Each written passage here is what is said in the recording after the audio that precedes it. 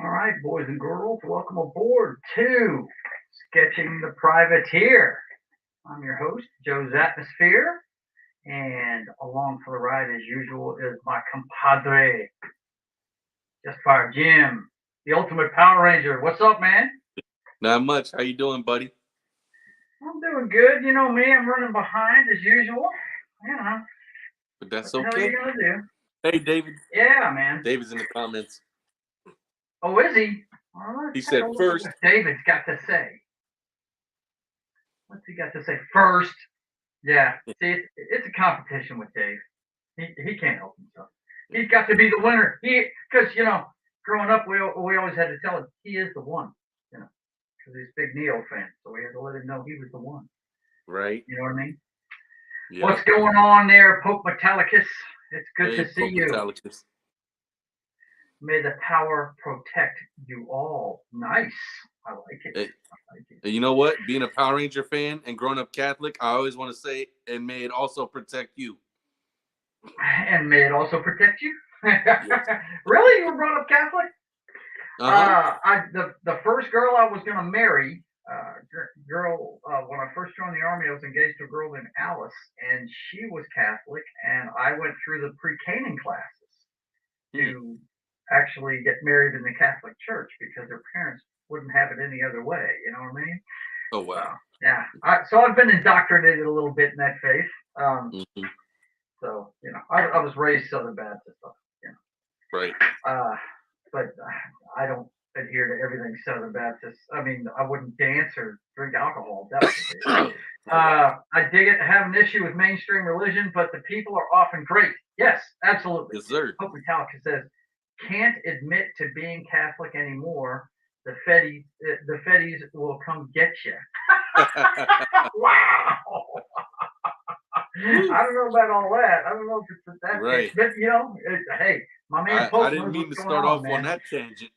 No, it's fine, man. It's fine. That's why we do this stuff live, so we can have a good time doing it.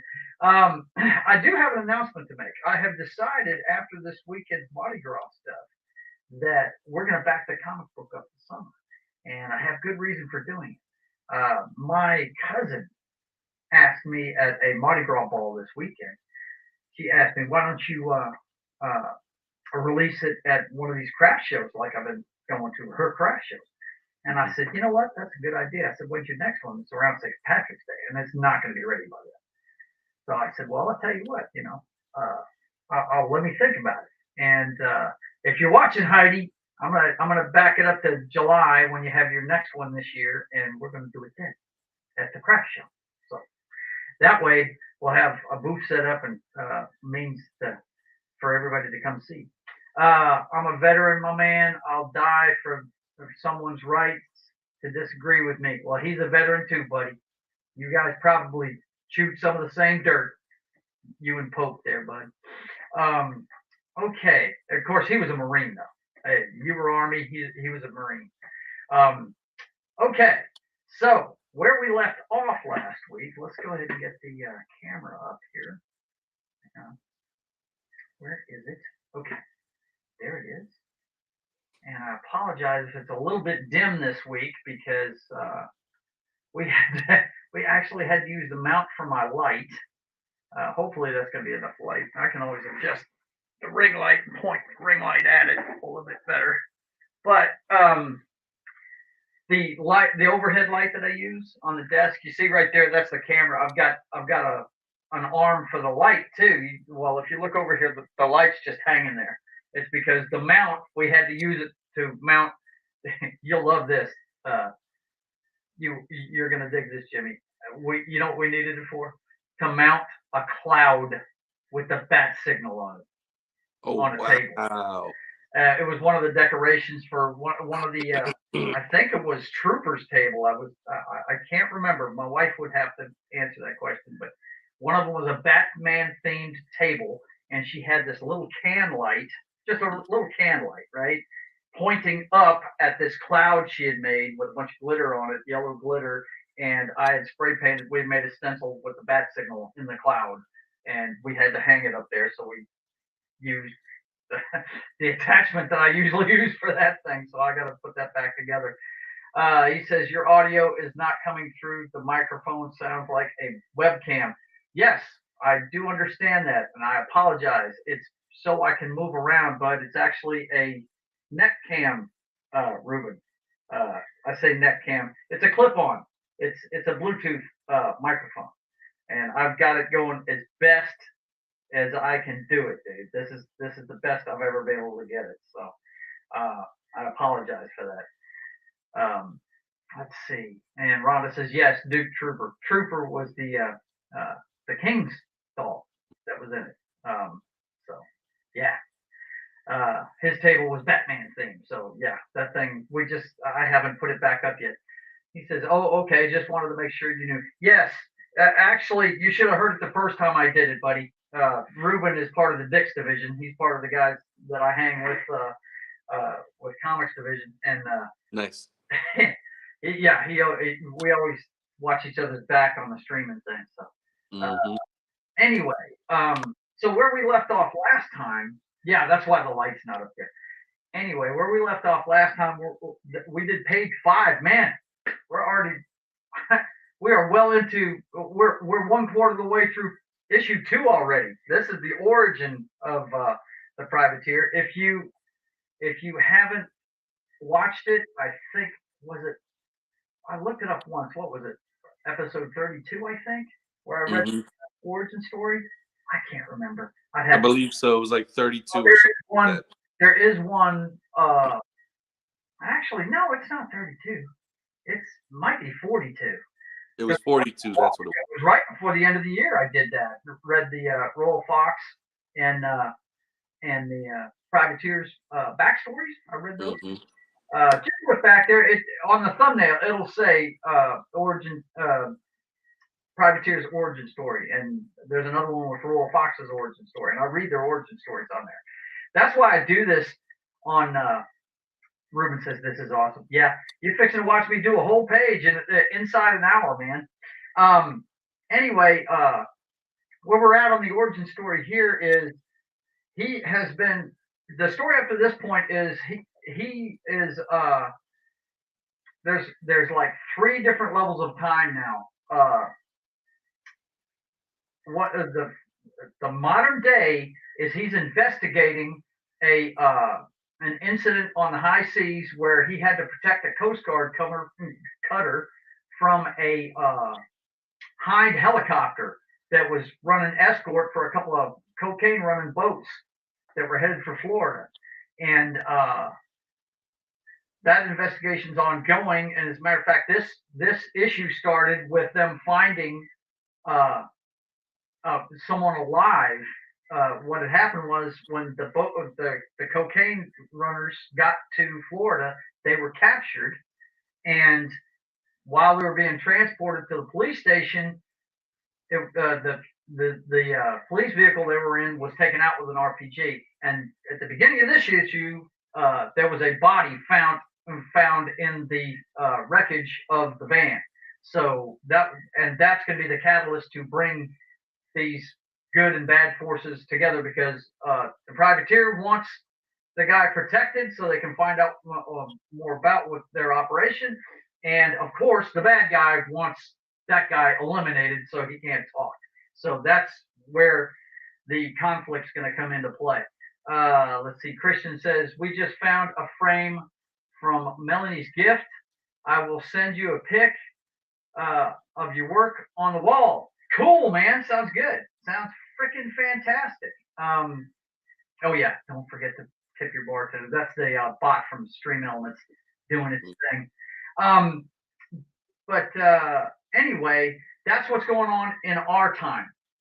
Then you've got his hunt for Bin Laden shortly after the events of 9/11. That's when he came forward in time from the 1700s, and he was captured in Afghanistan. He had tracked down Bin Laden's doctor and was gonna capture him and basically beat the shit out of him, torture him, and find out what he could from him.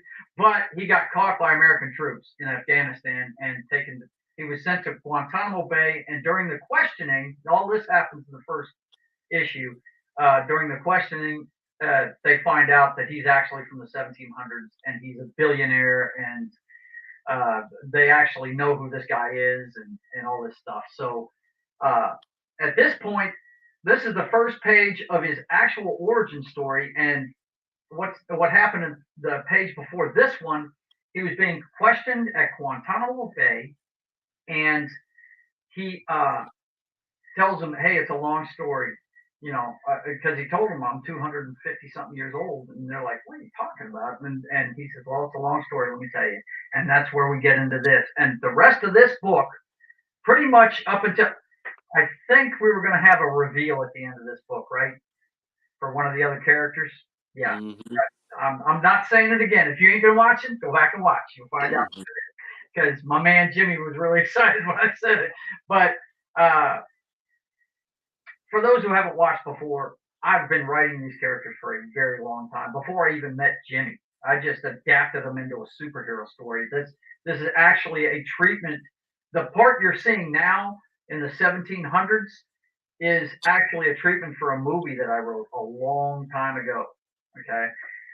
But anyway, on this page, you see, let me get my mouse over it. You see the cabin on their land, and you see the privateer is a young man, like 12 years old, learning there at the house, his mother cooking, that kind of thing, and him plowing the field. It's a farm, And then this panel right here is showing you how smart the guy is, because he explains to his dad, well, if we do this and that and the other thing, trying to fix a wagon wheel, you know, it's pretty apparent the guy is pretty good at building things, right?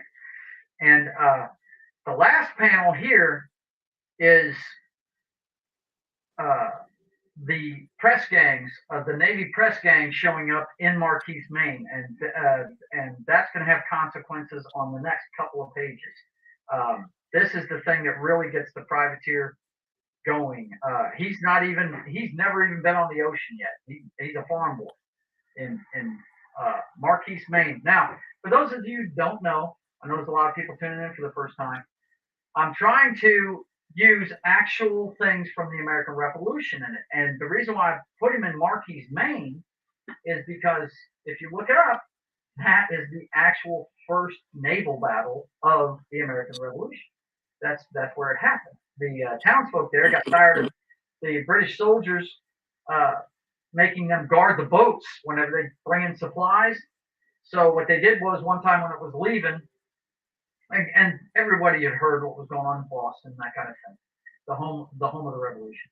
And what they did was, they got a few of them had muskets and flintlocks, but they used planks of wood for armor, took out their own small boats, pitchforks, stuff like that, and they went and they took the boat when it was leaving. They actually took that boat from the British, and pretty much killed all the British that were on board that boat. So yeah, look it up. I've done a lot of research on this stuff. Anyway, so we're going to get into the next page, and I'm kind of flying by the seat of my pants because I didn't have time to write the plot this week. So I'm actually going to do it right off the top of my head. So let me go ahead and switch cameras here. And you know what, Jimmy? I don't have to give you my channel anymore to do this. My lovely wife gave me the ability to just switch cameras whenever I damn well feel like it. So guess what? I'm switching cameras, bro. Can you see? Right. Yeah, you can. Yep. All right. So let's get the sketch up there. And yeah, the press gangs is really what's going to be, you know, because they're rural people. They live on a farm, and they get their news from the mailman. You know what I mean? It's or when they go to town to get supplies and stuff. So that's where we're at. The naval press gangs have shown up. Now, if you don't know what a naval press gang is, these guys basically, they were getting ready for a war with France, and they didn't have enough people in their navy. The British didn't. Can you see me all right, Jimmy? Or do I need to adjust the camera? Okay. Yeah. So the only way, hang on, let me get my phone so I can, what did I do with it? No, I've lost my phone. What did I do with it? Oh well, hell, you read the chat, man. I can't read the chat for me, okay? All right. Christian said, "Wow." But anyway, who's that? He said, Christian said, "Wow, she's a keeper." He's talking about the Royal Fox. Oh yeah, she is. She is a keeper, no doubt about it, man. I think what we're going to do is we're going to show the farm early in the morning. I think that's what we're going to do, but it's going to be a very small sliver. Mm-hmm. Okay. And we're going to have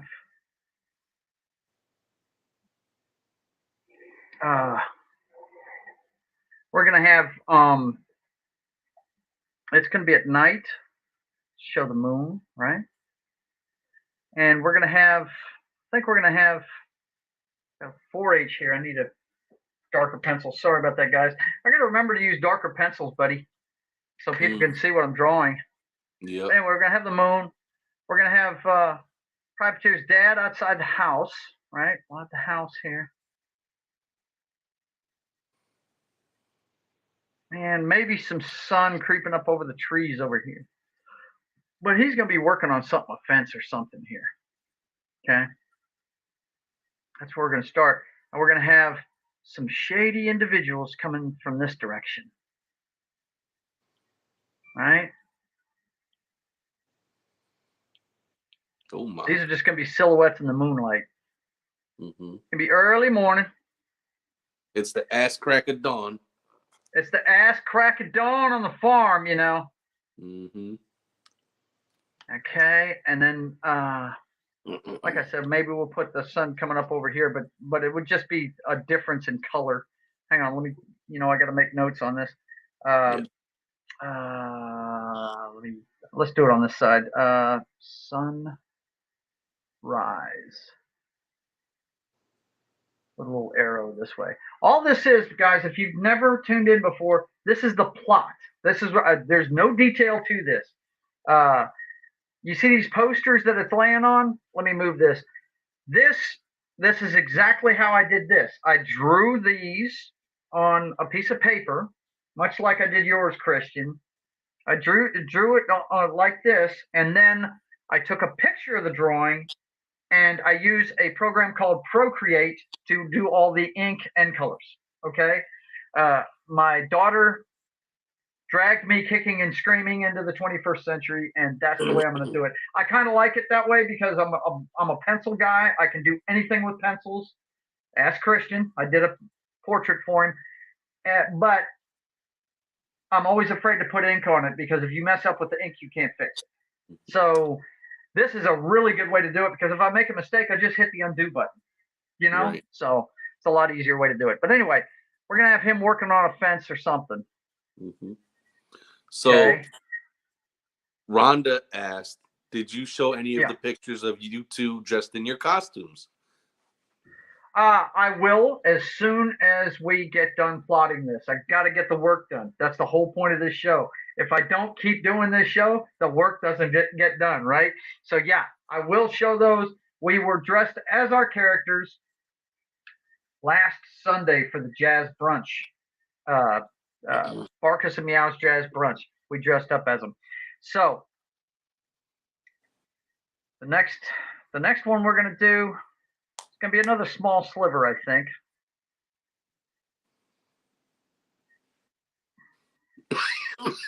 Another small sliver. You all right, Jimmy? Mm-hmm. You're making me want to cough now. Sorry, I didn't mean to make you psychosomatic.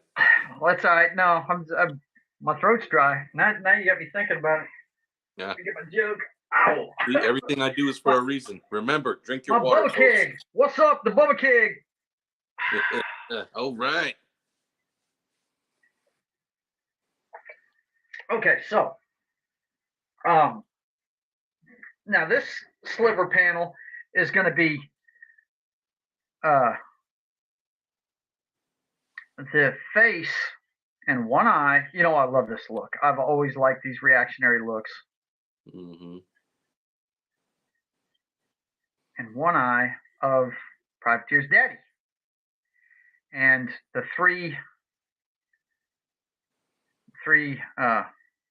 press gang members. I didn't get to finish what I was saying about the press gangs. What the press gangs did was they couldn't get people to join the Navy, so they came to the colonies and they sent out enlisted men, sergeants, and a couple of guys with them. And basically, if you were of fighting age, they beat you to a pulp, shoved you in a bag, and pretty much put you in slavery in the Royal Navy. And that's what they're about to do to the privateer's dad. But he ain't gonna go down without a fight, you know that. And they're gonna be standing at the ready with their fists up and, you know, that kind of thing. And this is really, guys, if you don't know the story of the revolution, this is the kind of thing that made us want to revolt against England. You know? Mm-hmm. He's going to point at him, I think. Yeah, that sounds good. And he's going to say something to him. They may even say something to him here, getting to react, but I don't know. We'll see what happens. But then, of course, we're gonna maintain the moon on this side, and we're not gonna have any sunrise because that would be over his other shoulder. Okay, so the moon's here. Now, that's when the scrap begins. And I think what we'll do is we're going to do 2 panels.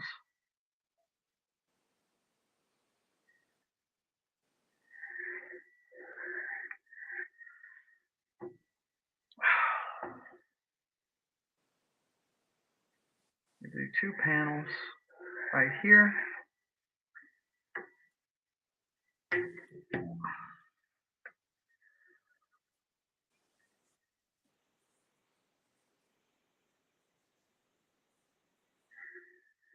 Jimmy, you with me? Yes, sir. Tell us what's going on with the Justifiers while I'm concentrating on drawing here. Well, I'm kind of stuck a little bit on episode 2. I haven't taken too much time to write. Been a little busy with work, but yeah, the little bit I have done, basically, for those of you that are kind of new to the channel or just tuning in for the first time, I write a story based on on a superhero team of my creation of many years called the Justifiers. Right now I'm redoing it. Issue 2 starts with their leader actually being captured. He's locked in a cell of by their enemies, these evil robots that want to take over the world. You know, because they originally, the main robot was built as a peacekeeping weapon.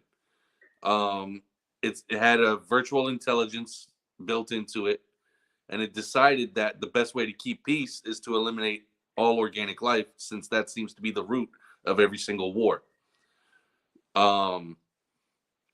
So basically, he's locked up, the leader of the Justifiers, in one of their cells. He's working on busting himself out. His whole plan was to get captured on purpose. Spoiler there. Just so he could find their base of operations. He had been fighting them for about a year at this point. While the rest of his team are back at base, they didn't realize, they're trying to find him. Basically, and that's just kind of where I'm at with it right now. Sounds good. By the end of it, we'll be introduced to 2 more members of the team. Well, what's going to happen here is my man's going to swing a 2x4, and this guy right here is going to get clocked with it. Ooh. The leader is going to put his arm up, kind of shielding himself. Privateer's dad's going to start the fight. Right? Yep, that's what we like to see. Man.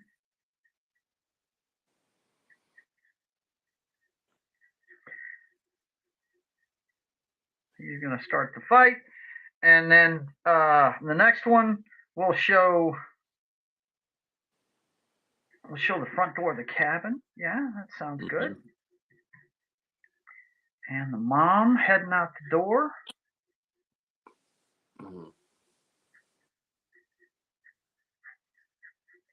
Right, she's running. But like all good Americans, now, this is what a lot of the people that are anti-gun don't understand. People in rural America need those damn guns to protect their land. Okay, that's just all there is to it. The cops aren't showing up in 5 minutes out there where they live. You know what I'm saying? So she's coming out with a musket. Right? And you're going to see them fighting as silhouettes over here, and the sun coming up. Hang on, sunrise.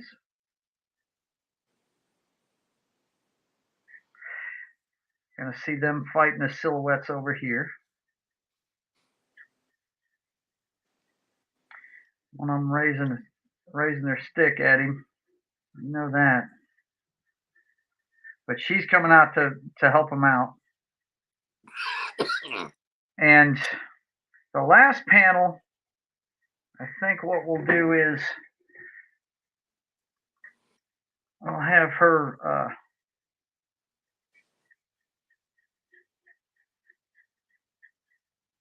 I think we're going to have her, let's see. Yeah. Right shoulder. Yeah.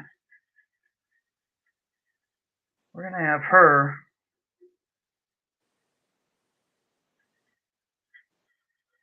with the musket bearing down on him.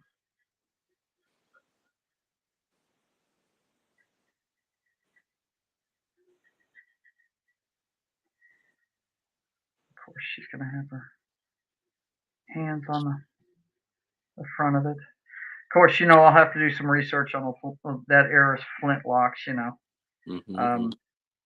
Because that's what it basically is, those muskets. They're ball and powder flintlocks.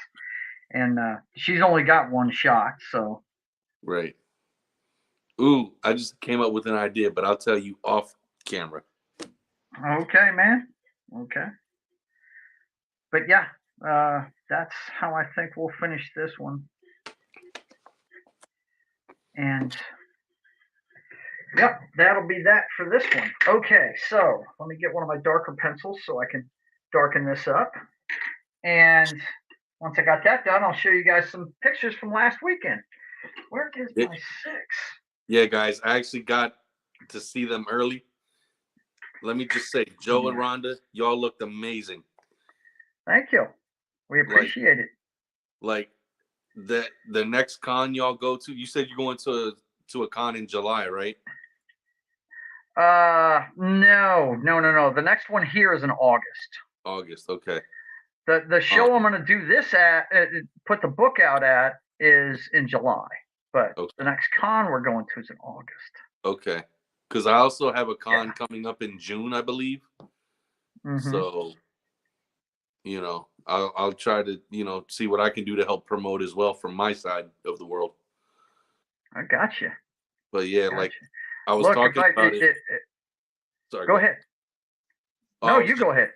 I was just gonna say that I was talking with a couple of buddies of mine that are really into comics. I showed them the pictures you sent, and they were like in awe. They were like, that they look really good. And if you go to cons, you know, people are gonna stop. Oh, that's a neat costume. Like, what are you dressed as? That's the best way to get yourself hyped up. You know? I got you. Yep. Yeah, that's what we're hoping for. You know. Yeah. Let's see. Got a post here. I gotta darken this in. Sunrise.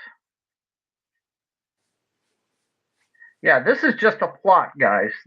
All this is basically me making notes to tell me where the story is going visually. Is all this is. And that's what you've been. The early stages of this show was me doing the promotional posters. Okay, but now we're into the books, and we're well into the second issue here. And this one's going to tell his entire origin story. This is the catalyst for why he ends up going to sea, because his dad loses the fight here, of course, and of course they're going to take a couple of these guys with them, but.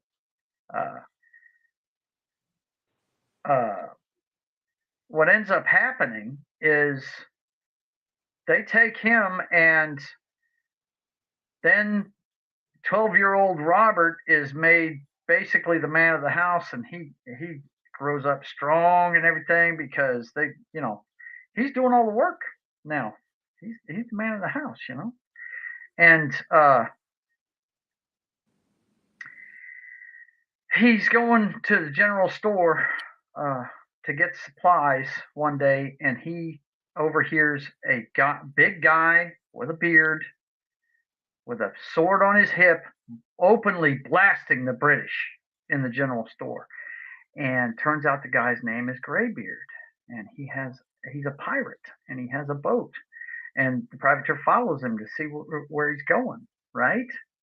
And he sees him on that boat. Okay.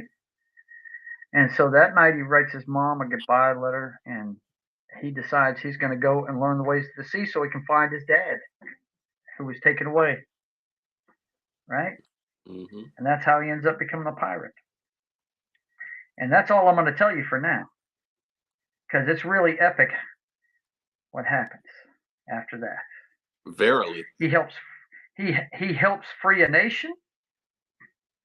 He becomes the first mate of that ship, because he stows away on the ship. And a lot of things happen to him. But you'll find out about that as we go, right, Jimmy? Yep. Yep. Absolutely. Yeah, it's a good story. I like it, and I've talked to a lot of people that are into comic books. Our good friend Harry, who is a big comic book nut, has been he wanted me to do this a long time ago. Yeah. And he's passed away now, but I'm sure he would be happy with what I'm doing now. Oh, for sure. He told me forever I needed to be doing this. So yeah, I like that right there. This guy getting clocked, man. I might make his friggin' he's got a do-rag on, you know, one of those head wraps. You probably Make get it it fly knocked off. off. Yeah, that's it. Yep. Yeah. So that's that. Okay, and then mom comes running out the door, hair flying in the breeze, right? Mm-hmm. There's the door.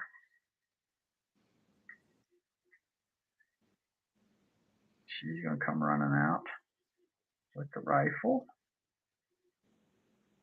That's the butt of the rifle right there. Yeah, and like I said, you know, rural America, they need their weapons, man. The cops aren't coming to help them. Not very fast anyway. The sheriff ain't gonna get there in time. You know what I'm saying? It's a different, you know, people in cities don't understand what the rural folks go through. It's a different kind of thing. Each side has their struggles. Yeah, would cities be safer without guns? Yes, they would be. But I've said it a million times, the bad guys are always going to get guns. So uh, until the bad guys stop getting guns, I'm going to have mine. So, you know. Mm-hmm.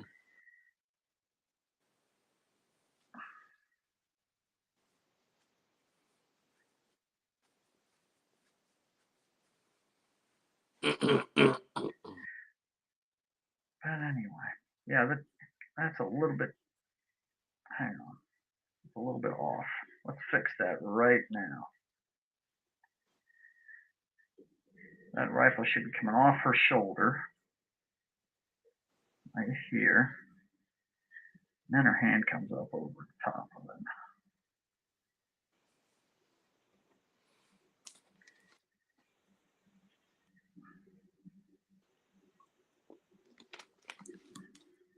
But anyway, you get the gist. Like I said, this is just a plot to let me know what's going to go on in each one of these pictures. Mm-hmm. And that way, I've got a starting point whenever I hit the... Oh, yeah, I like that. I like that a lot. Yeah. Okay, so we're all set there. That's the privateer. We got to mark the pages, guys. Because if I don't, I'm going to lose track of where I'm at. Right. Issue 2, page 6 of 20. Each one of these is going to be 20. Now, what I'm going to do is I'm going to put out 3, and then I'm going to put out a graphic novel of those 3, a 60-page graphic novel. So, be looking forward to that, boys and girls. For sure. This is looking pretty good. I like what I'm seeing, Jimmy. Yeah. Like what I'm seeing. So yes, I encourage you to go back and look at the other episodes, especially if you don't know his origin story. I read it on one of the previous episodes. If you look at the thumbnail or the description, it'll say the Privateer's origin, and I've also read the Royal Fox's origin. But at the end of this, when I'm done with this one, of course, we're several episodes away from that, but when I'm done with this one, I'm going to read the origin story of the character that's going to be introduced at the end of this one. So let me get back over here. Hang on.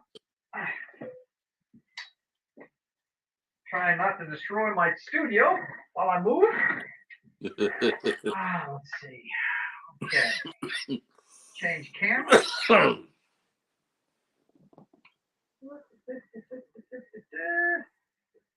All right. Back to normal. So that's where we're at. That's page 6. That is the beginning of the fight on the farm. Yeah. Which Privateer's dad's going to lose. I mean, it's just that's the catalyst. That's what makes him go out in search of the world and how to, in search for his dad, right? So Yeah. there you go. I hope you guys are enjoying what you're seeing. Let's see what we got in the chat here. Yeah, yeah, she is a keeper, buddy. Let's see. Christian, she says, and she said, hey, yeah, okay. So nobody else has talked on this. Okay, so let me pull that up real quick. And what time we got? Oh, we got plenty of time. I did that fast today, man. Shit, You're I getting didn't even have a faster every script for show, that bro. page. Yeah, you're getting faster every time. Yeah, well, the more you do it, and guys, by the way, if you're just tuning in, I have never done this before in my life. This is a comic book that nobody else is working on. It's just me. I'm going to do the colors. I'm going to do the script. I'm doing all of that stuff. So that's why it's going to take so long for this to get out. But I figure if I do this show with my man Jimmy, I will keep chopping it down bit by bit. So, yes, sir. Let's see. Now I need to get this up, and I'm pretty sure I can go to my Facebook page to get those. Oh yeah. Pretty sure. Because yeah, didn't they? Didn't we put up a bunch of pictures from this? I think we did. Where's Facebook? There it is. Come on. Okay, so let's go to my page. And photos. Okay. All right. Blow that up as big as I can. All right. This is one of the ones. Yeah, Rhonda did her own makeup on this. That's Wow. Privateer and the Royal Fox right there. It's just a cosplay I did, but the boots are kind of homemade. The jacket and the epaulets and stuff Rhonda found for me. We changed the jacket up. You remember I had that old tattered son of a gun with one star on the back, right? Yep. Let me show you what. I know I've got one of the back of it. I just got to click through a bunch of pictures. That's a good one of her and her buddy. Hang on just a second. They were partying down, as you can see. Oh wow. Yeah. Yeah. That's a bottle of Fireball right there. Oh wow. Nice. That's a bottle of Fireball she got in her hand. But anyway, she did a great job on her costume. She did all that stuff. She just made it look like good. The drawings I did. So we worked together actually. The drawing that I have on the poster, I consulted with her about what she was going to wear and everything. So let me find another one. The one I want to show you is the back of the jacket. Yeah, there you go. Check this out. This is badass shit. That's what the jacket looks like now. Yeah. Looks very good. cool. The man. cape with the 13 stars of the American colonies. We were the hit of the Barkus and Meow thing, man. We really were. We had a good time. We got a lot of compliments on our outfits, man. We really did. But that's just the beginning of them. We're gonna continue to build on it. We found out that those epaulets she put on, you see how it's making my shoulders droop? I've gotta work on the shoulders and get it, more like how I want it. I want that to be a split cape in the back and all that good stuff. So yeah, man, we had a good time at that thing last weekend. Sorry I couldn't be here, guys, because we had Gemini's ball on Saturday. That's why I couldn't be on this show. And then we had that last Sunday. So well, anything else you want to impart to the folks before we get out of here, man? Just want to thank everybody for tuning in as always. We really appreciate the support. Let's get this man's dream going. Let's make it come to life. And as always, make sure you drink your water. Stay hydrated. That is Jimmy's big thing. No doubt. Okay, well, let's let you know what's going on with the channel. Of course, you're watching Sketching the Privateer. I do this every Saturday for about an hour. I may have to start doing 2 pages, dude, because I'm getting through. You're right. I'm getting faster at this. We started late, and I was already done with the page in no time flat. Right. Okay, so let's see. Yeah, we do this every Saturday, 1:30 p.m. Central, 2:30 Eastern. And then, of course, tomorrow morning on Super Bowl Sunday, you'll be able to watch our breakdown of the big game. Plus, we're going to, I believe Knock told me he's going to put together some information about the upcoming other football leagues. The next one that starts up is the XFL. Okay. So we'll have a preview of that for you. And yeah, that's at 10 a.m. Central, 11 a.m. Eastern for a couple of hours. We'll break down the big game between the Chiefs and the Eagles. And of course, that afternoon at 1 o'clock, I will be co-hosting Dark Side of the Ring with my man, the Dork Knight, on Pop Culture Minefield, brought to you by KGRA Digital Broadcasting and Pop Culture Minefield's channel. I do a section on there called State of the Apron, where I tell you guys about the smaller indie shows and stuff that go on. The smaller venues like Impact Wrestling, Major League Wrestling, NWA. Who else do I do? There's several of them that I'll look at out there, and I peruse through those to tell you who might be coming up. And so I hope you look forward to that. That's at 1 p.m. Central, 2 p.m. Eastern. And that's every Sunday. And then, of course, tomorrow night I will be relaxing on my Sunday night off with little Papa Joe Gamer After Dark on Twitch. This is my only Twitch show. I know I haven't done it in a while, guys, but I'm going to get back to it. I need to have my relaxation time playing my video games. I haven't done it here lately, but I'm going to start doing it again. Starting at 9 p.m. Central, 10 p.m. Eastern. I play for about 3 hours. I change games. If you want to watch something funny, go watch either on Twitch or YouTube the night I played Mutant League Football for the first time in about 3 decades. It was hilarious. I got crushed. It was ugly. I have no excuse except the fact that I haven't played it in forever. But yeah, we have a few video games, cocktails, and fails on that show. So tune in for that at 9 p.m. Central, 10 p.m. Eastern on Sunday. And then, of course, me and my friends get together for State of the Atmosphere. It's just me and guys like Jimmy and other YouTubers that I enjoy hanging out with. And we just get together and talk about a few subjects I put together. We're going to have part 2 of our video game show this week. I hate you weren't there for that one, Jimmy. I know. But we were talking so long, though, just on my stuff. We didn't even get to Knock and Das Wolf and stuff, so we're going to do a part 2 this week. We're talking about video games because of Hogwarts Legacy. Everybody's playing it.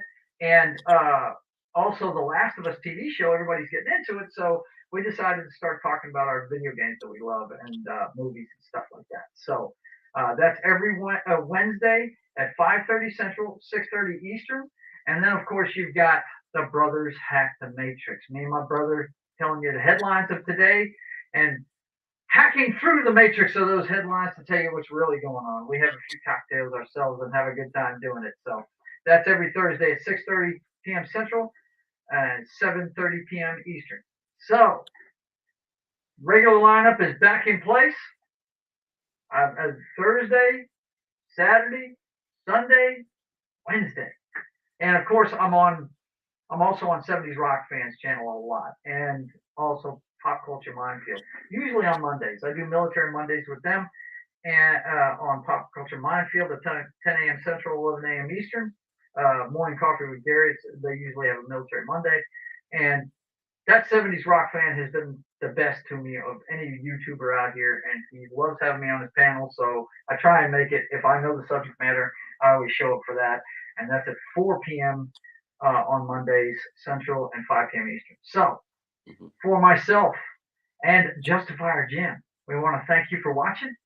And until we see you again, I want to tell you, keep on keeping on.